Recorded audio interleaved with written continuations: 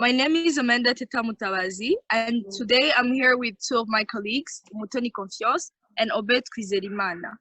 So we were given a task of working on a goal called Comfort Culture, which included a project called Culture Dinner Party, and among which we were sent as anthropologists to go on the field and be able to research about different cultures, contrast, and actually find the similarities between them. Among which we had six cultures that we had to research about, and we partitioned them in a way that each one of us was meant to have two cultures to work on. So these included the Tinglit Potlatch, that is the Pacific Northwest. We had the Taigleting, which includes a football game, Hawaiian poi, Japanese rice, Hindu wedding food, and Pennsylvania Dutch cuisine. So without further ado, I'll call out my colleague Obed to come to the floor and be able to present what he worked on. Thank you. Thank you, Mutawazi.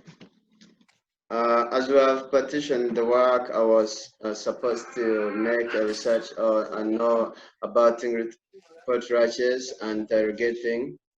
So, talking about Tingrit portraits is this was an occasion that was a social occasion that were hosted by a person who have established or upheld his social status or position in the society. This social occasion could be either done when like a host has given birth, or at his son's marriage, or at his daughter's first menstruation. So it means that whenever a person like get another social status, it could just have this social occasion. So for the heiress and that person, he could invite a lot of people to come, of course, and participate in the occasion, and also he could give them a lot of gifts and food to eat.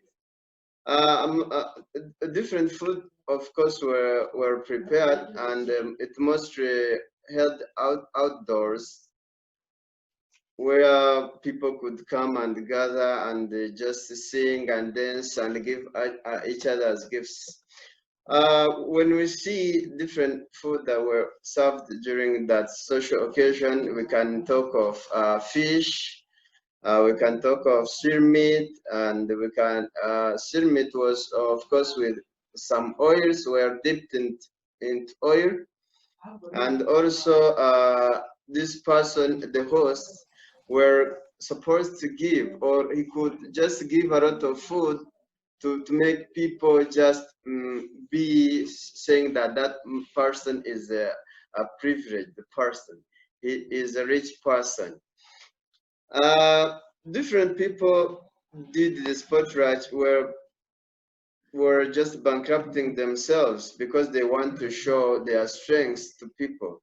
So it made them become bankruptcy, and it made them distract different properties because they wanted to convince others that they were rich. Now we can what we can say about portraits is that they are still being done in Pacific region. Uh, for just baby showers, namings, weddings, and anniversaries. And people still give each other gifts and more food. I think it's about that when we talk about portraits. Now we can talk about tailgating at football games. This is also an occasion that was prepared before the game. Like if there is supposed to be a game, fans and players could come before the game, and then they do this ceremony, which was actually started around the 180s, and it happened 1080s, and it started just from secondary schools, where different students could just carry this picnic game before the main game. So they could come from home with different homemade biscuits, with also tea and lemonade. Then they were outside before the game and be singing, be dancing, and be making parade, and also playing different games before the main game. I think that's about the task I was given to to make research about. Now I can talk about the culture I've gone to field to observe, which is Umuganura. This is a day that is celebrated in Rwanda and is said to have started around 1925. That on that year it was banned but was being practiced before. Then what was done is that people meet on the harvesting day, the beginning of harvesting period. They just meet in the same region, then they prepare food and they share.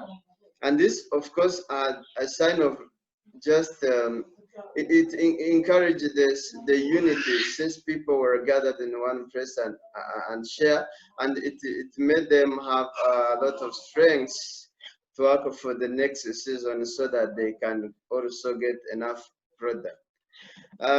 This day, generally, Rwandans give it value because they take it as a unifying factor among them, since they are supposed to meet at one place and they share the different foods.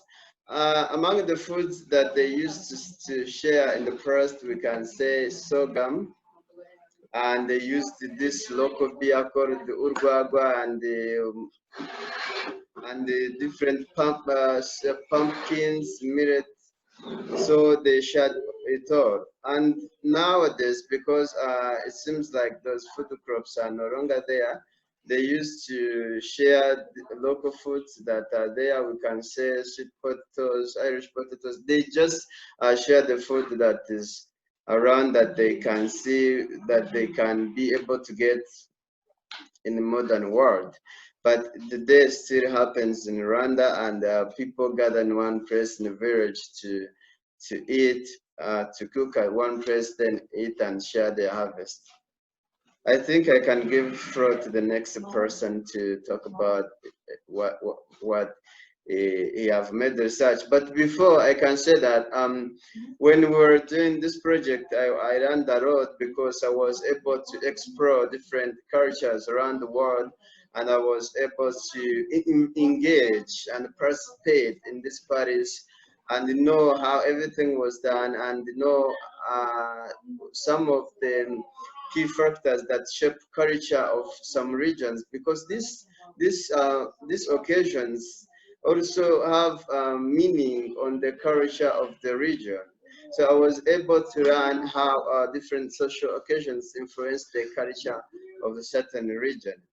I was even able to interact with people, since I was on field, and participate in different activities that were preparing the same day, the same occasion.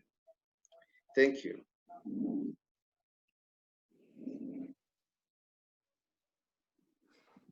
Okay, but before I take the floor, I want to ask a question about the Umuganura. Can you tell me about the significance of Umuganura to the Rwandan culture?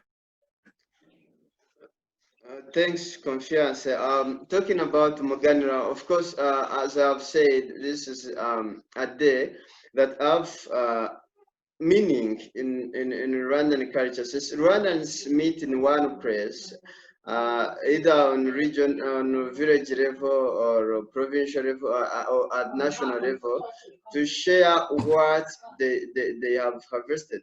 So it means that it gives a great influence, since these people meet and share. It acts as a unifying factor. That's all I can say about this culture, about this Muganura Day. Thank you, Obed. I would like to ask you a question too. Among all the various cultures that we have in Rwanda, which I believe are many, why did you specifically choose to research about this specific one, Muganura? Thanks for that. And what I can say that is this Umuganura is one of the social occasion that happen national or at national level, because as I have said, all people in the whole country meet in the different places to share their harvest. So the reason why I have insisted and interested in this day is that, you see, if the whole nation gather at one place to share, it means that this thing has a great impact on this culture. So I was interested to know how it is done and what people feel about it, and how they consider it, and how it shapes their culture, their behaviors, and their norms. Thank you. So what did you learn from it as an anthropologist? As an anthropologist, I have learned that people just the culture we see with the people, the behaviors we observe has the origin. Because now, if you see that Rwandans are sharing things, or are just are unified, you can have to trace its origin in these different ceremonies that happen, that unite people, and help them to gather and share what they have. And also, I have learned that generally I can say that the results, or what we see, the culture we see that people have, has its origin in different occasions where it helped them to shape their culture, to shape their daily norms. Right. So I think we should start a different Zoom meeting for Confiance to start presenting. I'm Amanda Mutawazi. I'm gonna finally present about the two remaining cultures, which include the Pennsylvania Dutch cuisine and the Hindu wedding food. So first of all, let me take you through the Hindu wedding culture. First of all, for you to understand, I'll help you understand what Hindu means in the origin. So first off, Hindu comes from the word Hindu, which stands for religion, one of the biggest religions in the whole world. And usually the followers cover up about 16% of the whole global religion. So when I was exploring the culture and the cuisine, I was mesmerized and I was amazed by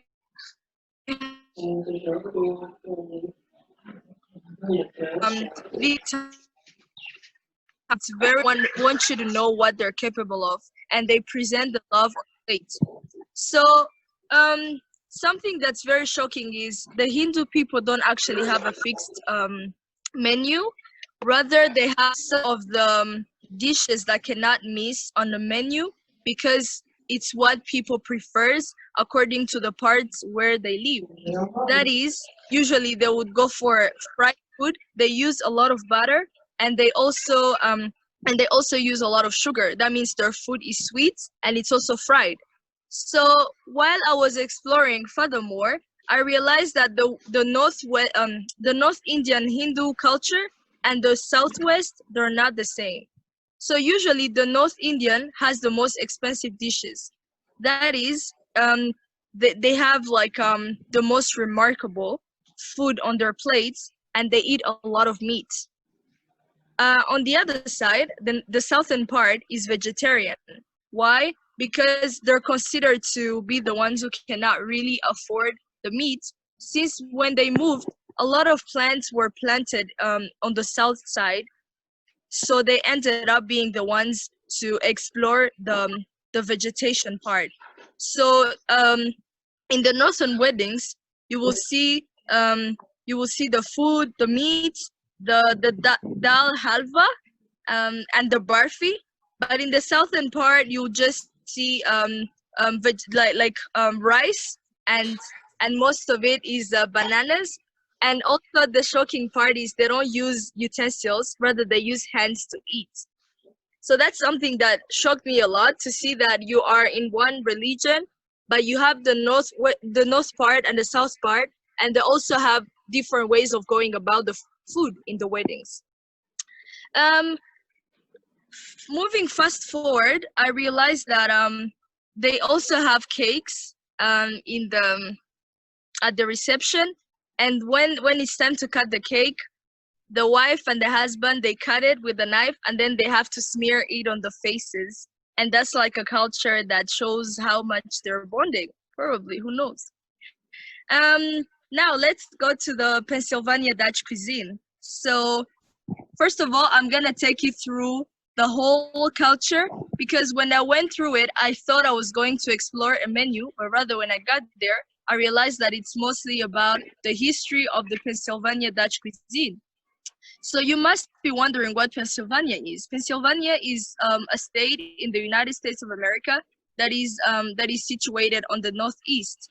So Pennsylvania Dutch cuisine refers to a culture of people who moved from Germany and Switzerland to the central part of Pennsylvania in 17th and 18th. So when these people moved, they were partitioned into two classes, social classes.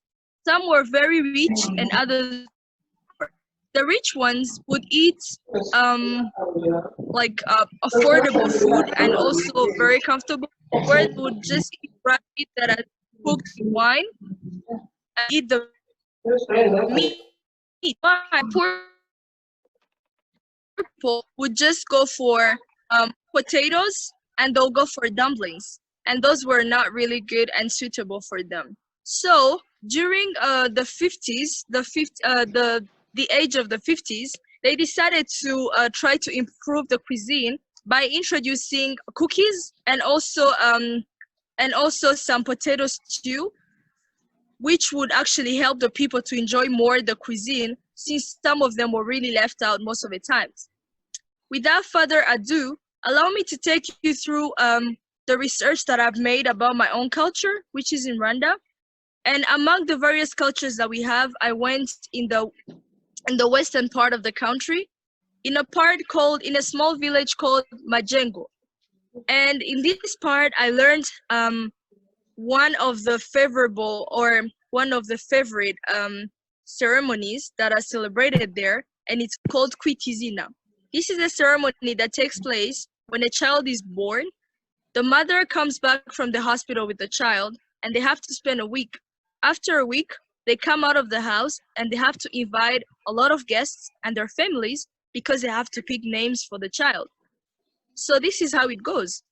The parents of the couple have to hold the child and pick the second name of the child. Most of the times, that name is owned by one of the parents. And this is a very significant culture, because they believe that when they call that child that second name, it means that they will grow under the blessing of the grandparents. After that, the original parents of the child pick the first name, because it's of their choice, since the child belongs to them. So furthermore, there are two types of foods and drinks, one type of food and drinks that are served during the ceremony. And I came to realize that one is called imvanje, and it stands for the potatoes, the Irish potatoes that are mixed with beans. And also we have umutobe w'inanasi, which stands for pineapple juice. So I was very curious about how they prepare it. So I put down some of the tips on how to make it for the future use. I realized that making the pineapple juice is not hard. Wash it and then peel it, put it in the water, let it boil, and then add some sugar.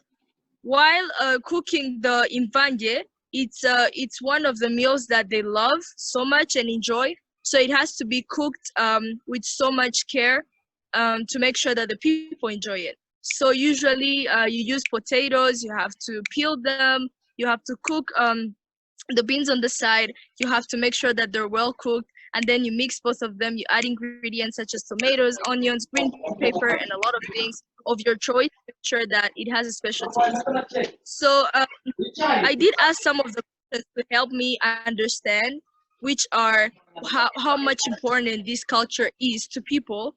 And I came to realize that this culture is very much embraced and very taken care of, because they believe that without this ceremony, the child doesn't have a blessing of the parents and the grandparents, and that might be a curse to the child.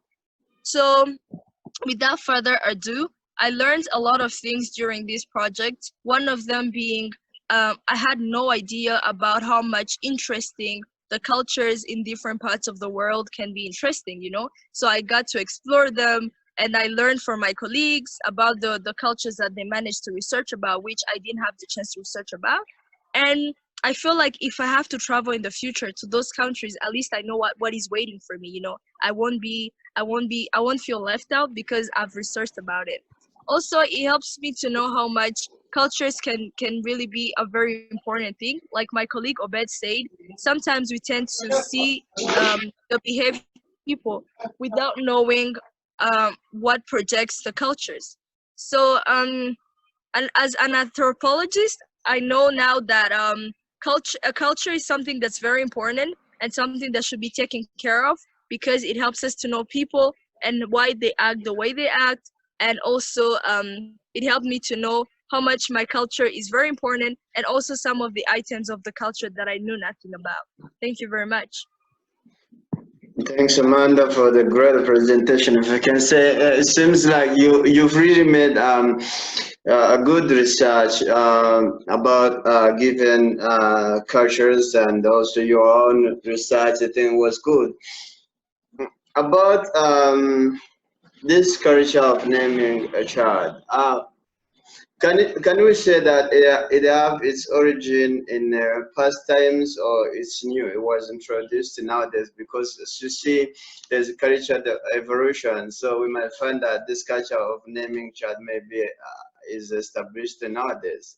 Is it new, or it has been there for long? Thank you very much for your question. So this is a culture that was introduced in Rwanda in the early 70s by our ancestors.